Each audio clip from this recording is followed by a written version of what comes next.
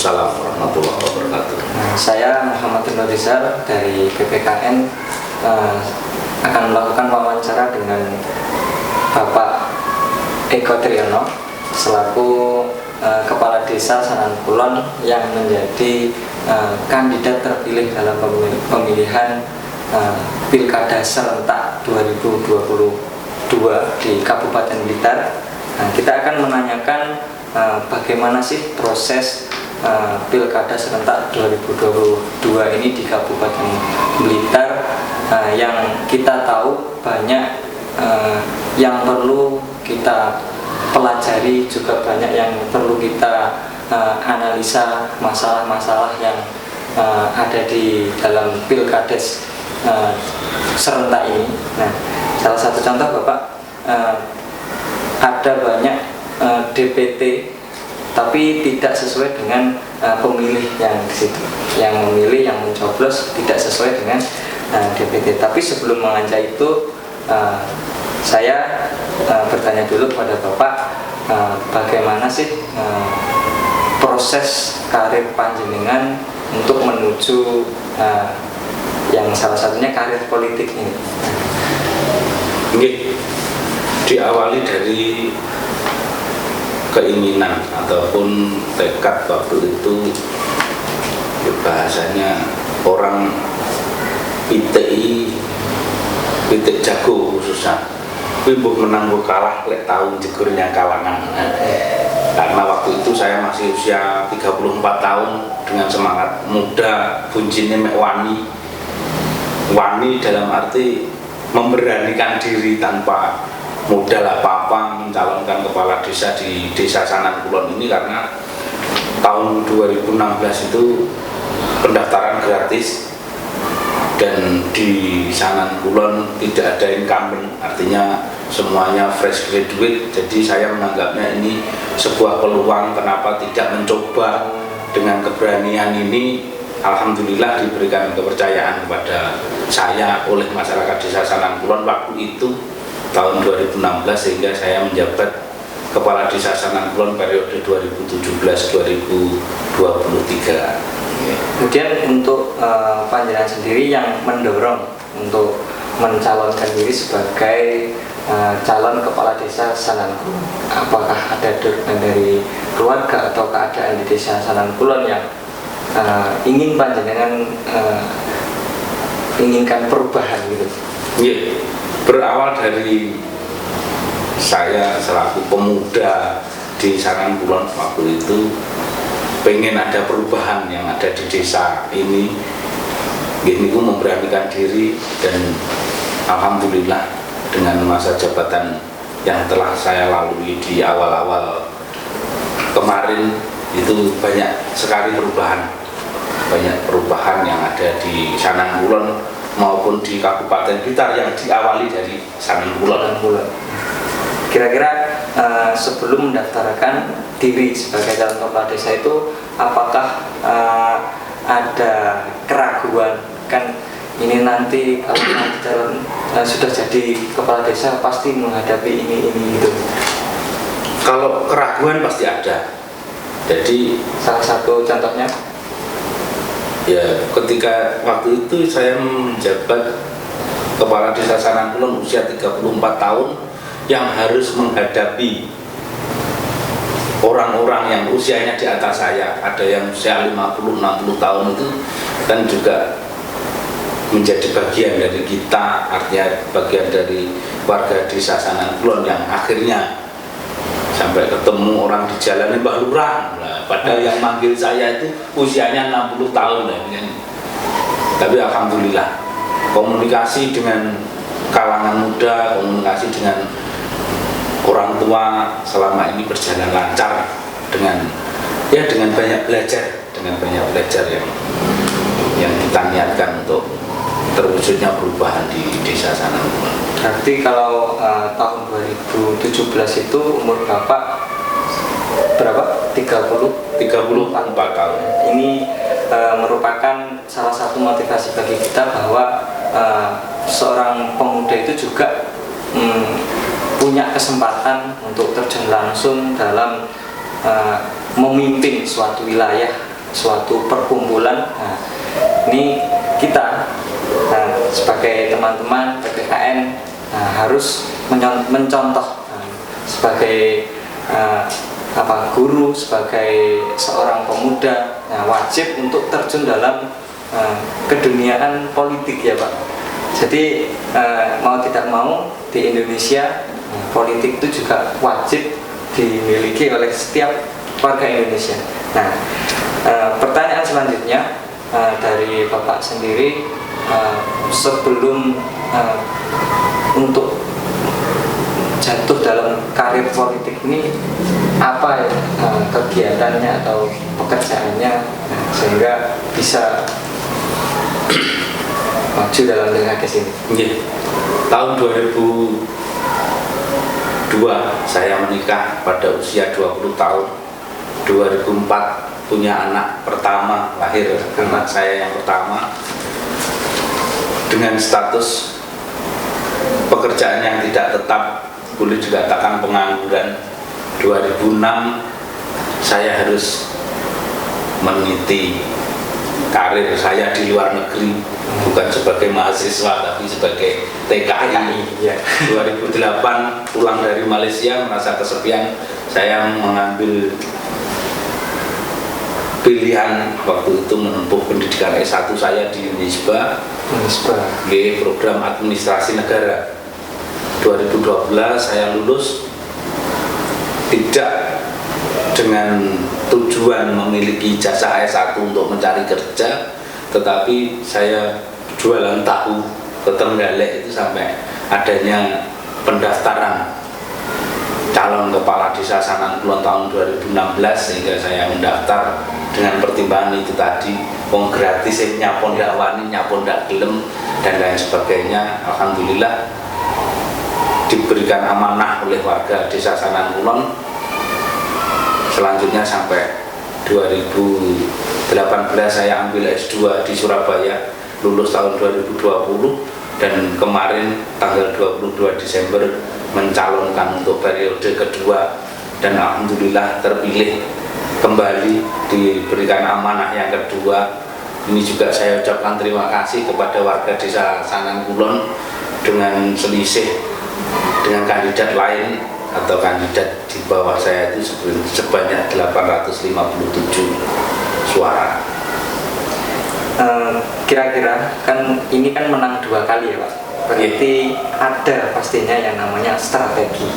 Nah, yang strategi yang Bapak lakukan untuk ya bisa mendapatkan suara atau memenangkan Pilkades 2 lalu. Sebenarnya kalau strategi itu lebih kepada rekam jejak.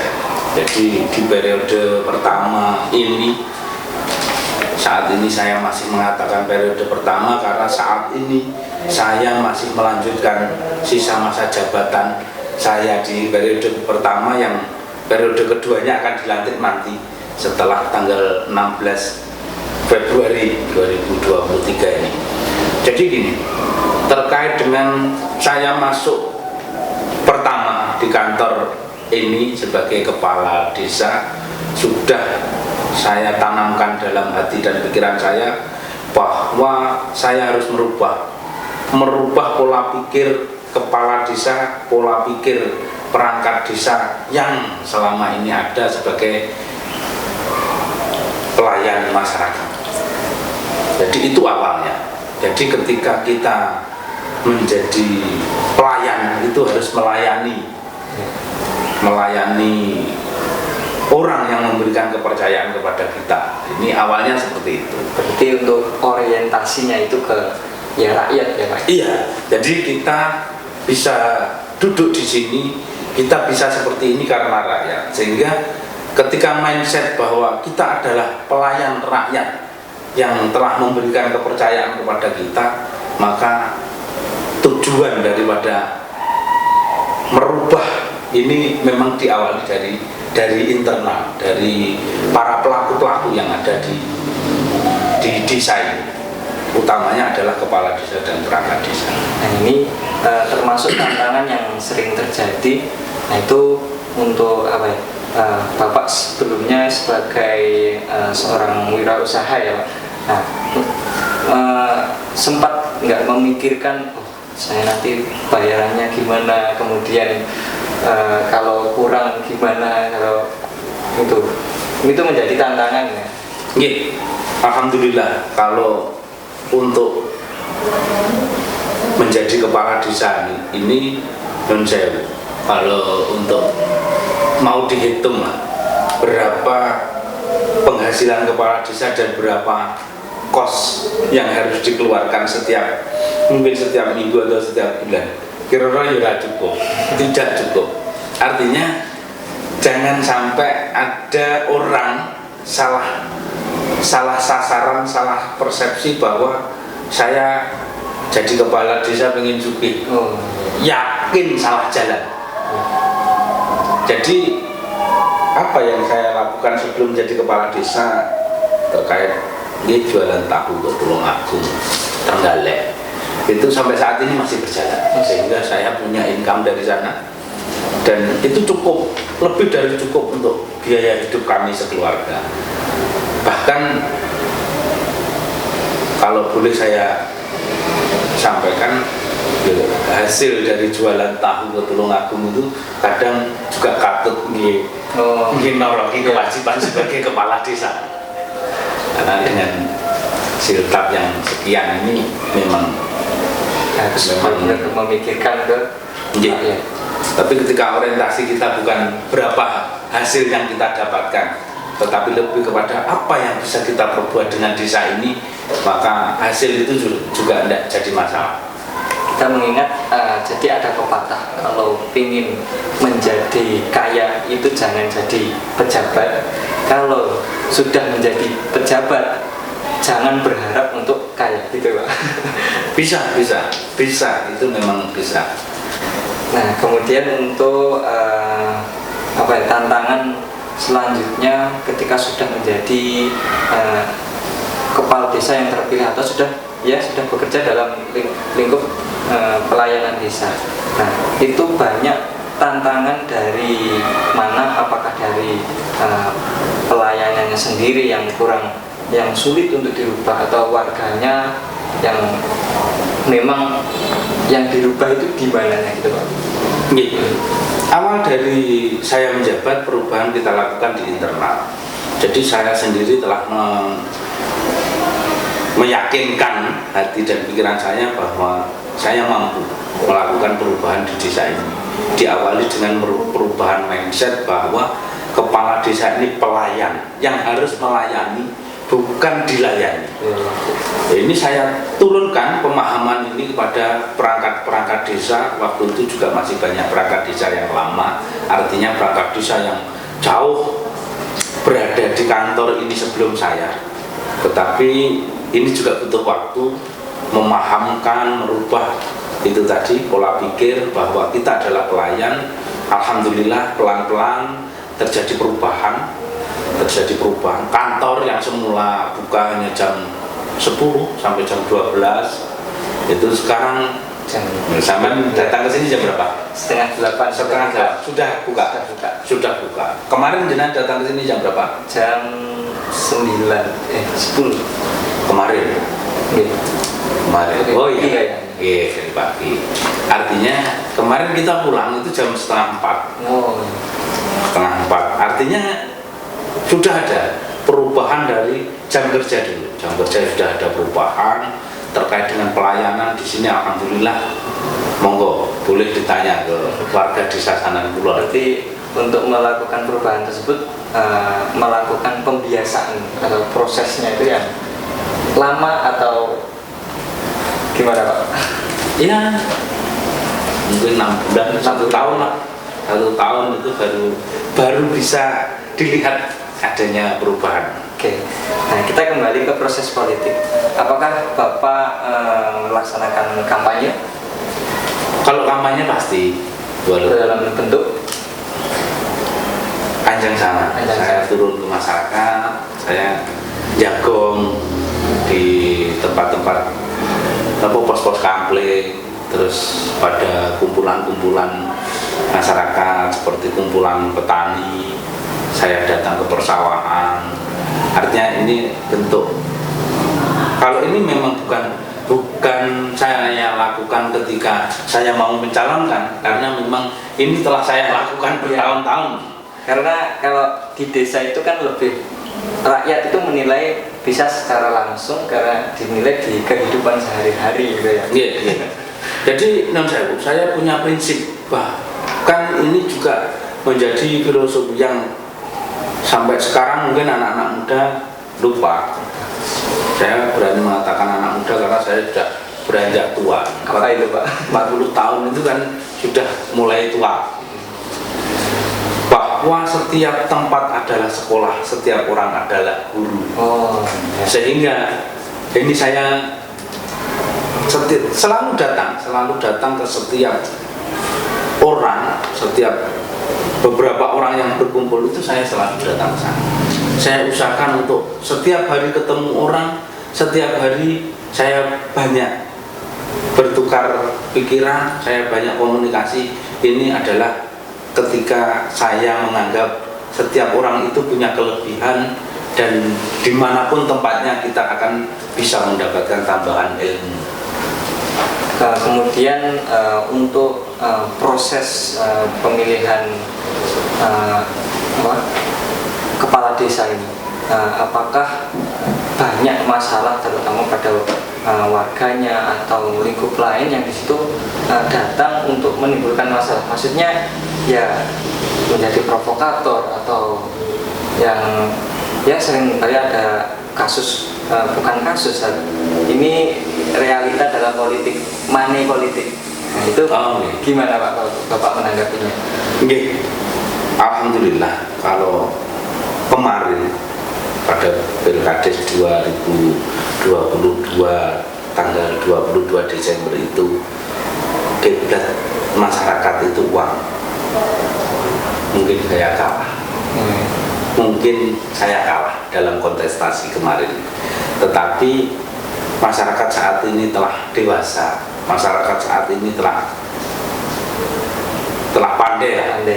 pandai melihat rekam jejak, melihat figur seorang calon kepala desa, sehingga pilihan kemarin besarnya uang tidak menjadi tolak ukur dalam kontestasi pilihan itu.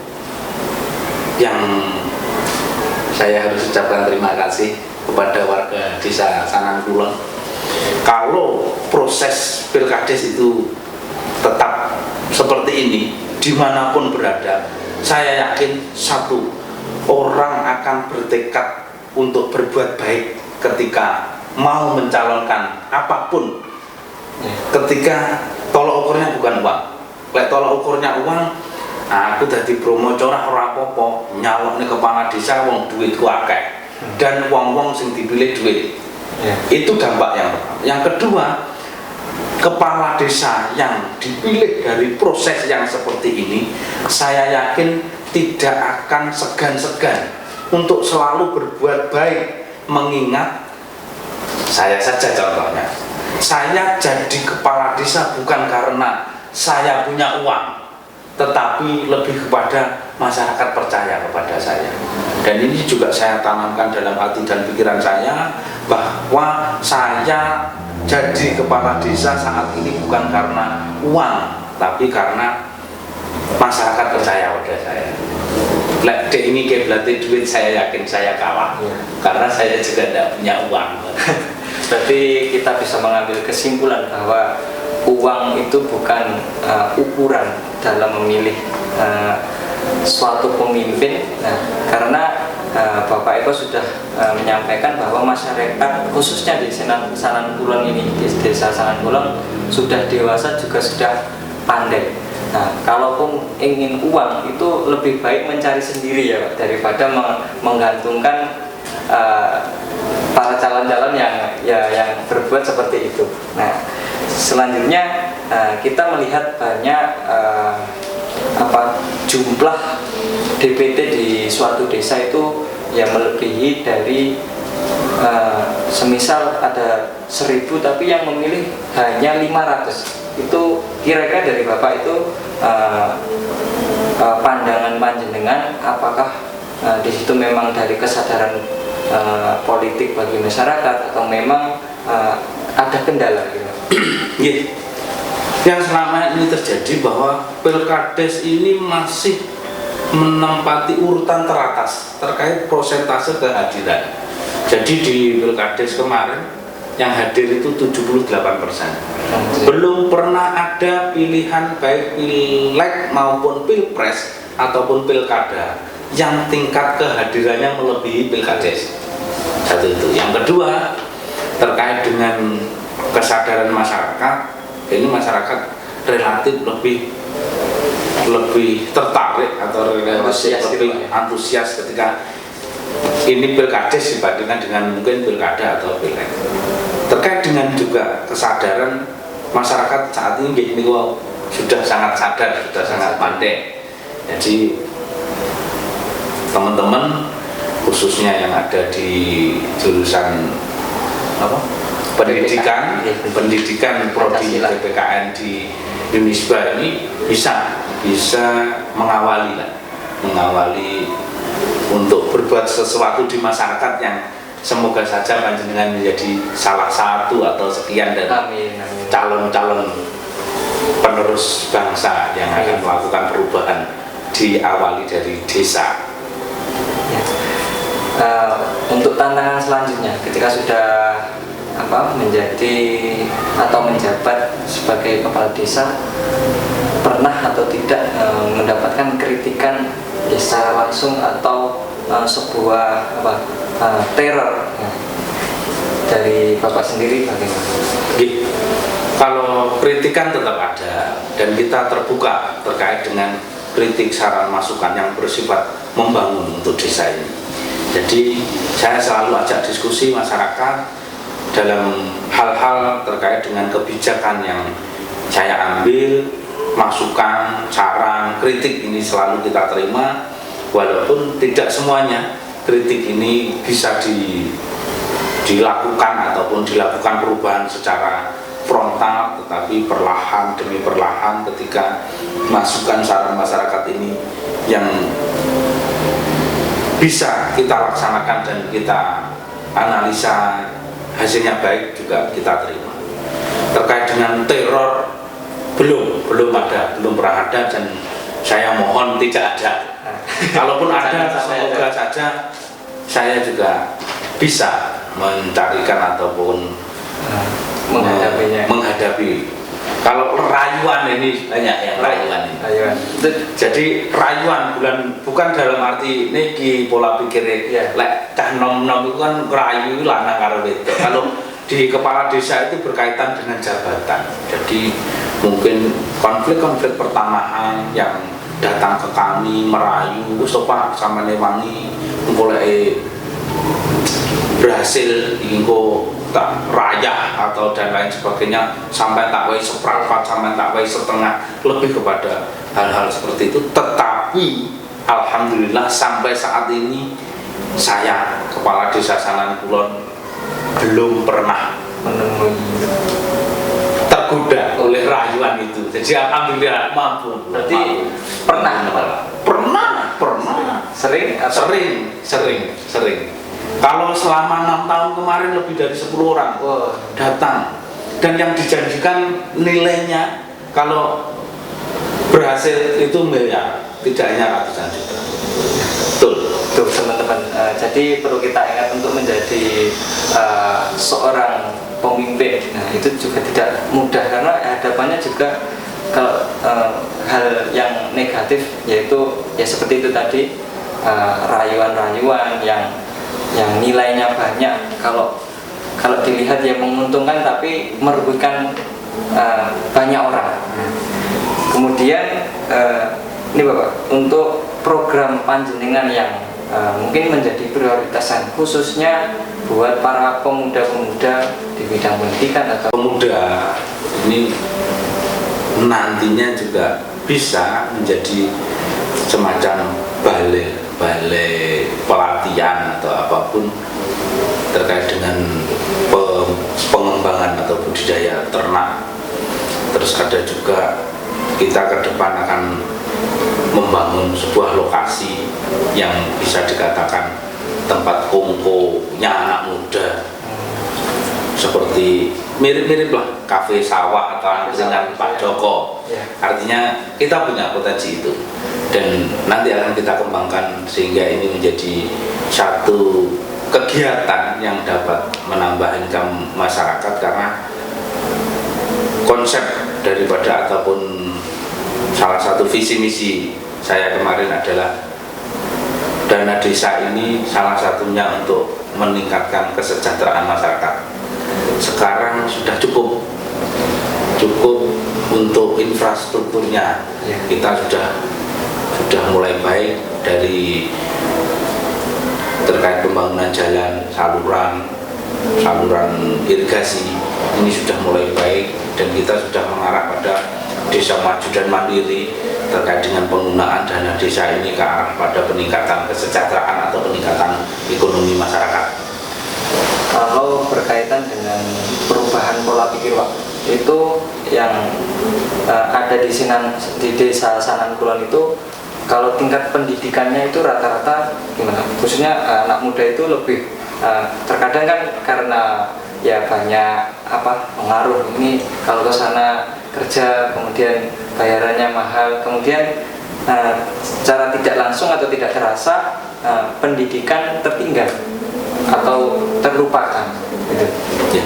Kalau Sanan Kulon ini karena berbatasan dengan kota, rata-rata masyarakat terkait dengan pendidikan ini sudah banyak yang sadar. Artinya lebih dari, kalau di persentase lebih dari 70% pemuda Sanan Kulon ini lulus SMA.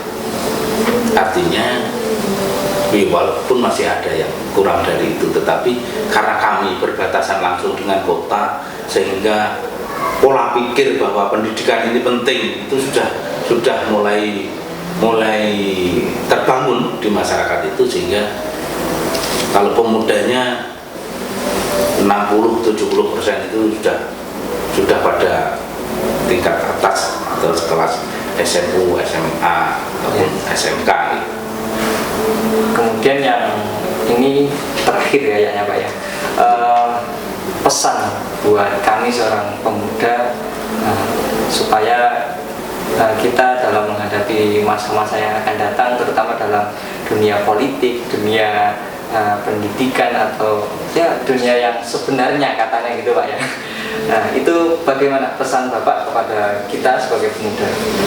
Ya, ada beberapa hal. Saya mengutip beberapa tokoh terkait dengan cara berpikirnya, bahwa satu tadi, setiap tempat adalah sekolah, setiap orang adalah guru. Yang kedua adalah Anda akan menjadi orang yang sama dengan Anda saat ini, kecuali dengan dua hal: orang-orang di sekitar Anda, dan kalau sekarang apa yang Anda baca. Artinya yang Anda baca ini adalah ilmu pengetahuan yang nantinya akan dapat membuka pikiran Anda. Yang kedua, orang-orang di sekitar Anda, orang-orang yang akan membawa Anda kemana. Ini menjadi dua hal yang berpengaruh. Yang kedua adalah kembali pada diri sendiri, percaya pada diri sendiri, bahwa yang bisa merubah diri kita hanya kita sendiri. Selanjutnya kita akan tularkan kepada masyarakat. Yang ketiga adalah ketika kita bisa menyampaikan pemikiran ataupun kritik pada sebuah lembaga atau sebuah institusi, saya lebih membayangkannya adalah kita memberikan umpan kepada seorang sopir, dan ketika sopir itu tidak mau ataupun tidak mendengar apa yang kita sampaikan yang tujuannya baik ini, sehingga kemudi ini tidak segera diputar, tidak ada salahnya ketika kita yang duduk di belakang kemudi tersebut. Itu bisa dicatat teman-teman. Nah, yang saya tangkap dan yang saya dalami tadi adalah setiap rumah adalah sekolah, setiap orang adalah guru ya Pak. Jadi kita bisa belajar. Bukan setiap rumah ya, setiap tempat. Oh, setiap tempat. Artinya tidak harus selalu berada di rumah. Mau di kandang sapi, mau di sawah, ketemu orang di jalan, atau ketemu orang di warung, artinya setiap tempat. Karena berarti setiap tempat itu adalah wadah atau fasilitas yang di situ pasti banyak ilmu. Dengan satu saat kalau kita mau mencari, kalau kita mau menggali, kalau kita mau menyadari bahwa hikmah dari ilmu itu bisa kita dapatkan ya di mana saja kita berada, gitu Pak ya. Insya Allah sudah banyak ini saya tanya-tanya ke Bapak dan mungkin bisa menjadi bekal bagi teman-teman, khususnya sahabat PPKN, teman-teman PPKN yang nantinya kita akan mempraktekkan, mengimplementasikan dalam kehidupan sehari-hari. Semoga apa yang disampaikan oleh Bapak Eko Triyono sebagai Kepala Desa Sanankulon menjadi hal yang bermanfaat kepada kita, dan semoga Bapak bisa menjalankan aktivitas Bapak sebagai Kepala Desa dengan semangat, kemudian amanat dan sukses pastinya. Amin. Ya, dari saya Muhammad Rizal, sekian. Bila mana saya menyampaikan ada banyak salah kata, saya mohon maaf yang sebesar-besarnya. Wassalamualaikum warahmatullahi wabarakatuh. Waalaikumsalam warahmatullahi wabarakatuh. Terima kasih Pak.